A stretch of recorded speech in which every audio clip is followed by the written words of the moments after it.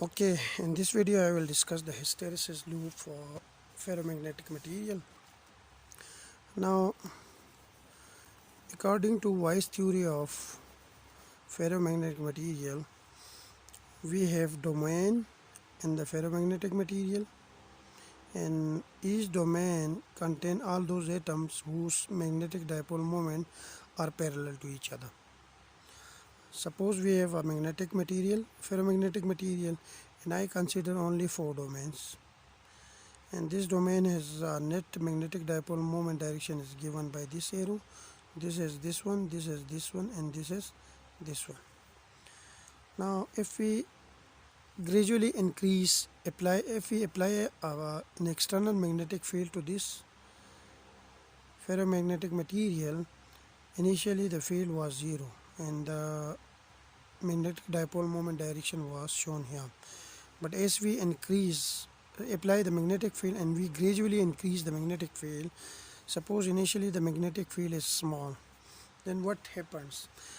In this materials we have two kinds of domains. The one is called favorable domain and the other one is called unfavorable domain.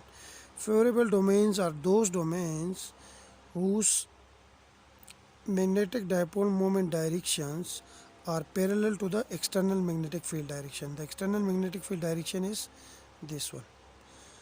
Like this domain directions, magnetic dipole moment direction is parallel to the external magnetic field direction. So these domain are called favorable domain because it is easy to ally the magnetic dipole moment of this domain in the direction of external magnetic field, while this is unfavorable domain because it is hard to rotate magnetic dipole moment direction of this domain in the direction of magnetic field. As we increase the magnetic field gradually, then the favorable domain expand because the atoms close to this favorable domain will also rotate its magnetic dipole moment and become parallel to the external magnetic field. So that's why this region extend, okay, and unfavorable domain region contract means it's become smaller and smaller. If we further increase the magnetic field to a certain value, then the magnetic dipole moment direction of both favorable domain and unfavorable domain become parallel to the external magnetic field. So we have a large net magnetic dipole moment, or we have a large magnetization. When the magnetization become maximum, then the materials become saturated and we call it a saturation situation. Now if we further increase the magnetic field beyond this value, then there is no change in the magnetization because the magnetization will remain constant. Now we will come to the graph of external magnetic field H versus magnetization M. Initially, when external magnetic field was 0, the net magnetization was also 0 because the net magnetic dipole moment is 0 for this material, because if we add all these vectors we get a 0 resultant vector. Now if we increase the external magnetic field, the magnetization also increases because in this case this vector is bigger and these are smaller. So we have the magnetization increases linearly initially up to this point. Now in this region, if we stop the magnetic field and reduce in the opposite direction, then the material get demagnetized. And at a certain, when magnetic field becomes zero, the magnetization also becomes zero. So we have this situation again. So this region is called reversible region. This region is called reversible region. But beyond this region, up to this point, this is reversible region. If we remove the magnetic field, then the material goes to its initial stage, to this one. But if we further increase the magnetic field, then the unfavorable domain also, the magnetic dipole moment of unfavorable domain also become parallel to the external magnetic field. So the linear behavior now convert into a non-linear behavior. And we have the saturation condition, and we have a saturated magnetization here. If we further increase the magnetic field, the magnetization doesn't increase, it will become constant.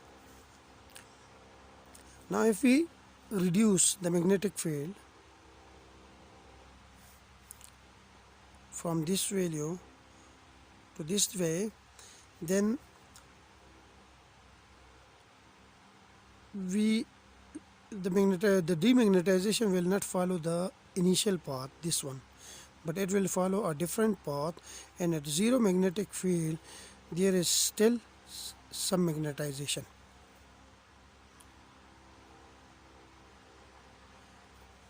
And the magnetization which exists even at zero magnetic field, when H is equal to 0, there is a magnetization MR,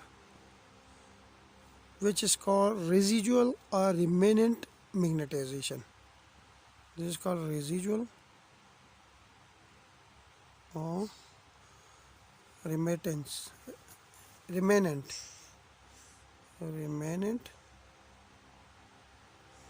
magnetization.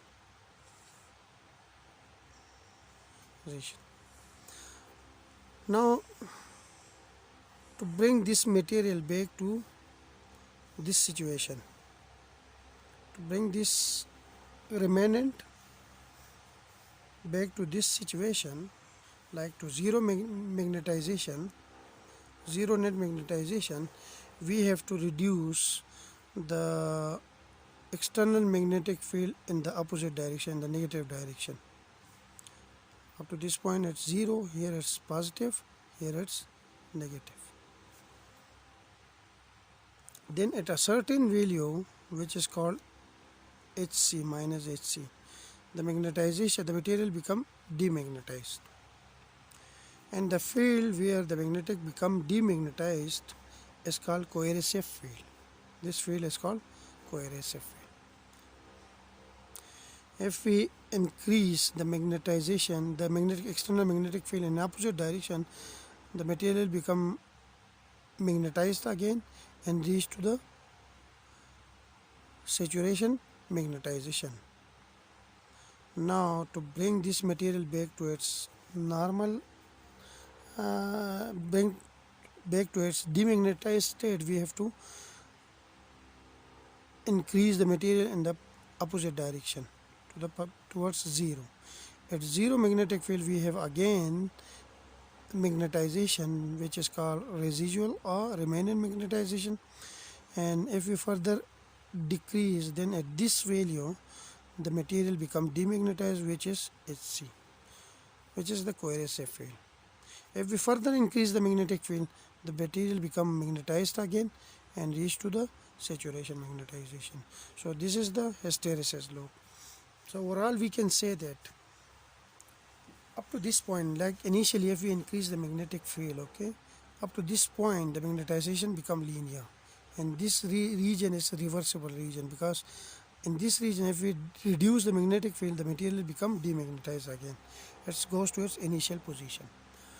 But if we further increase the magnetic field, then the unfavorable domain also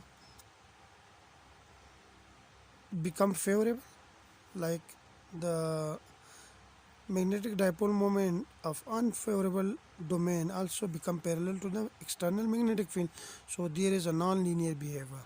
And finally all the finally magnetic dipole moment of all the domain, like favorable and unfavorable domain, become parallel to the external magnetic field.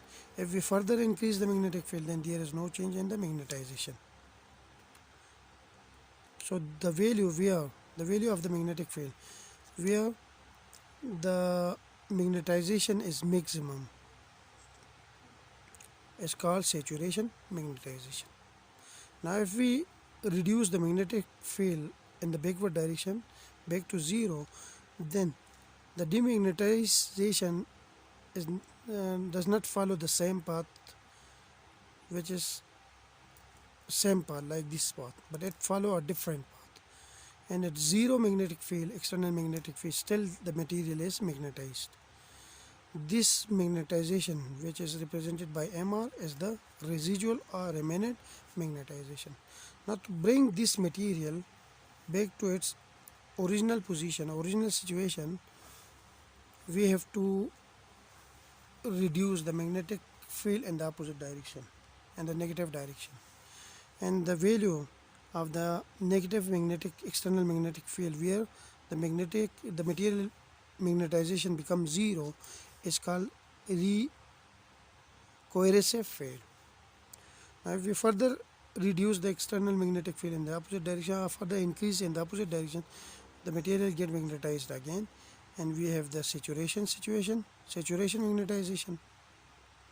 And if we move in this way, then at zero magnetic field still there is the magnetization, which is Mr, the residual or remnant magnetization. Now if we further increase the magnetic field, then at this value the material become demagnetized, reach to this situation, and this is the coercive field. If we further increase the magnetic field beyond this value, then the material become magnetized again and reach to the saturation magnetization. So this is all about the hysteresis loop of ferromagnetic material. Now the width of this loop, whether how much is the width, it depends on the temperature of the environment.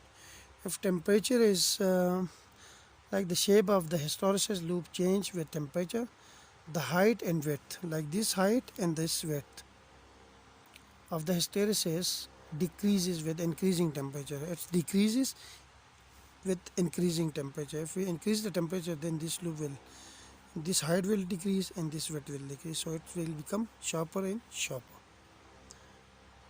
At certain temperature known as critical temperature, the loop merge into a straight line.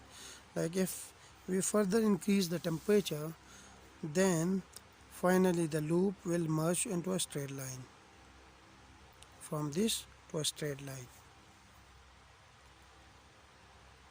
And that certain temperature where the loop, this hysteresis loop merged into a straight line, is called Curie temperature, which we already discussed in the Weiss theory of ferromagnetic material. And the ferromagnetic behavior of the material disappear. And at this point, the ferromagnetic material behavior disappear. So it's become either a paramagnetic or diamagnetic material. Thank you.